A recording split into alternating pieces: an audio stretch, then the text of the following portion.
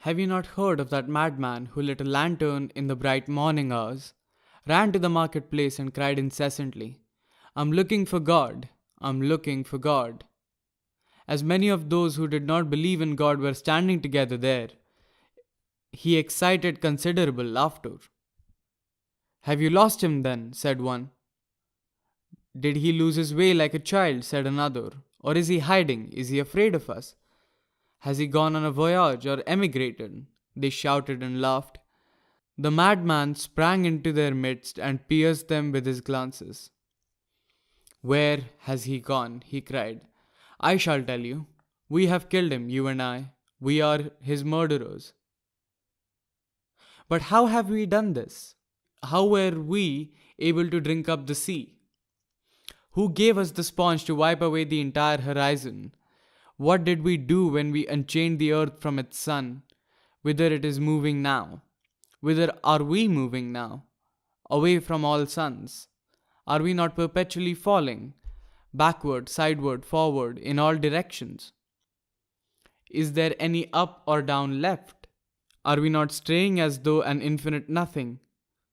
Do we not feel the breath of empty space? Has it not become colder? Is it more and more night coming on all the time? Must not lanterns be lit in the morning? Do we not hear anything yet of the noise of the grave diggers who are burying God? Do we not smell anything yet of God's decomposition?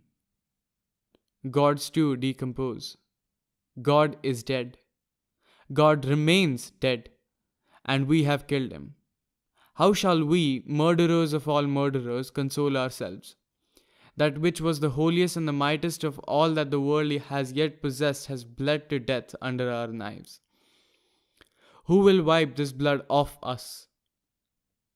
With what water could we purify ourselves? What festivals of atonement, what sacred games shall we need to invent? Is it not the greatness of this deed too great for us? Must we not ourselves become God simply to be worthy of it? There has never been a greater deed, and whosoever shall be born after us, for the sake of this deed he shall part of a higher history than all history hitherto. Here the madman fell silent and again regarded his listeners. They too were silent and stared at him in astonishment. At last he threw his lantern to the ground and broke it and went out. "I have come too early," he said then. "My time has not come yet. The tremendous event is still on its way, still traveling. It has not reached the ears of men. Lightning and thunder require time. The light of the stars requires time. The deeds require time even after they are done before they can be seen and heard. This deed is still more distant from them than the distant stars, and yet they have done it themselves." It has been further related that on the same day the madman entered divers churches and there sang a requiem. Led out and quietened, he is said to have retorted each time, "What are these churches now if they are not the tombs and sepulchres of God?"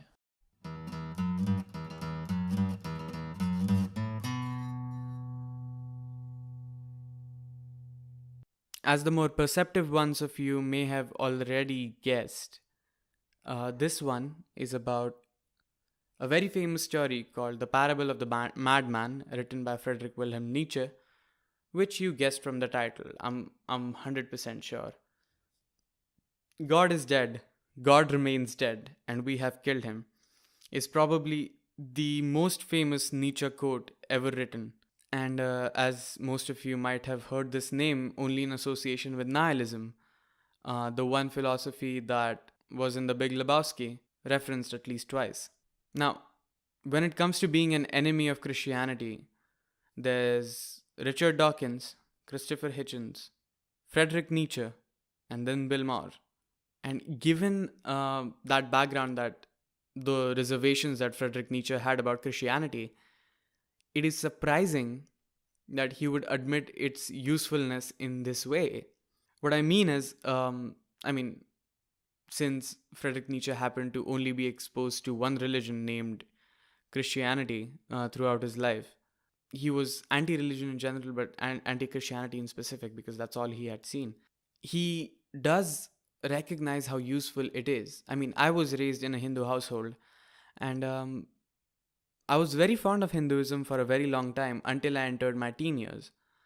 And in my teen years, I slowly started to get exposed to the fact that the institutions that represent the religion itself um, have tainted its image in a certain way, and the power that it possesses has now contaminated the faith itself, and hence it's time to move away from it and definitely move towards the truth. I mean, it's not the truth, it never was the truth. I'm sorry if you were raised in any religion. And that's what he talks about throughout the story. I mean, the first thing he says is, what if we don't know what's up from down?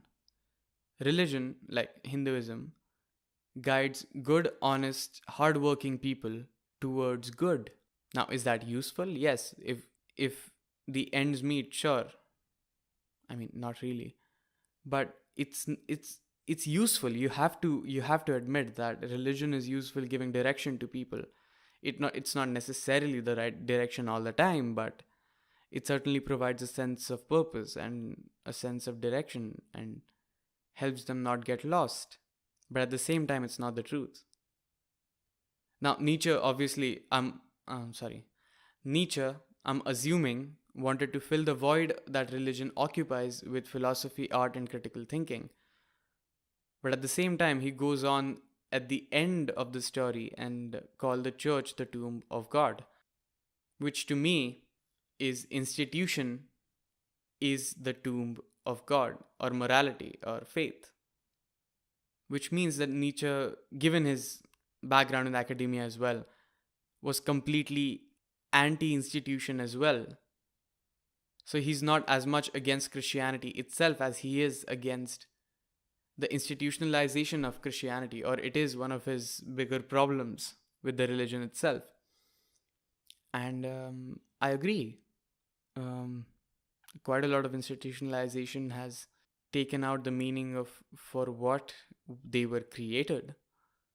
I mean, an institution was supposed to train you for life. Instead, it's become a training center so that you can be useful to society. Individualism has taken a dip there. But I realize that's practical. That's not practical in today's commerce. Regardless, Nietzsche points it out. And another reason why I shared this story is because it's something I think about every time I brush my teeth. I really do. I really do. That religion itself is not the truth, hence we should move away from it. But at the same time, there is more incentive to move away from it because the version of truth that the religion offers has been misused by its institutionalization. At the same time, if we do that to critical thinking, art, and music, things I hold dearly to my heart, and so did Nietzsche, I assume, we are at the danger of putting faith somewhere else and the same thing happening again, except the power of abuse shifts from religion, the institution of religion, to the institution of academia. So I wonder, the fuck was the point of the story at all? Anyway, if you're a philosophy fan and you have an insight on this story, I would love to hear it. Message it to me, share it on the comments, anything. If you have a better video that could share light on it, I'd love it. And please read Frederick Wilhelm Neitzche. It changed my life. I hope it does the same for you in the positive direction. Okay, guys, that's it for this week. And no, I did not forget to record the intro. It's just I thought it was more interesting to skip it since this was not a traditional story. and get you guys to jump right into it. But not the point. Anyway, if you're new here, please subscribe, hit like if you like the video, and let your friends know. Share it shamelessly. Mm, and well, support us on Patreon if you can. Repost this on SoundCloud. Follow us on Facebook and Instagram. All that jazz. And I'll see you next week.